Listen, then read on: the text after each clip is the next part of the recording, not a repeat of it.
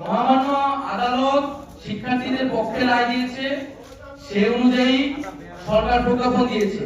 কিন্তু সরকার এই প্রজ্ঞাপন দিতে যত রক্ত মারিয়েছে, যত লাশ পড়েছে, সেটা অনাকাঙ্ক্ষিত। এর জবাব আমরা চাচ্ছি। দ্বিতীয়ত, প্রজ্ঞাপনের আগে শিক্ষার্থী এবং অন্যান্য স্টেক হোল্ডারদের সাথে নীতি নির্ধারণী সংলাপ প্রয়োজন ছিল। এই ধরনের সংলাপ ছাড়া প্রজ্ঞাপনকে আমরা চূড়ান্ত সমাধান হিসেবে গ্রহণ করব না। তাই আমরা যথাযথ সংলাপের পরিবেশ তৈরি করে এবং সকল স্টেক হোল্ডারদের সমন্বয়ে আমরা একটি নীতি নির্ধারণী সংলাপ চাচ্ছি, এবং আমরা কোটা নিয়ে যাতে ভবিষ্যতে কোনো ধরনের সমস্যা না হয় সেজন্য একটি স্বাধীন কমিশন গঠন করার আহ্বান জানাচ্ছি।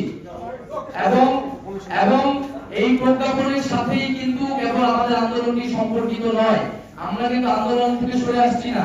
যারা জনগণ আমাদের সাথে নেমেছে, তাদের বক্তব্য, তাদের দাবি দেওয়া, তাদের যে হতাহত, তার সুস্পষ্ট সমাধান এবং বিচার না হবে আমাদের আন্দোলন কিন্তু অব্যাহত থাকবে।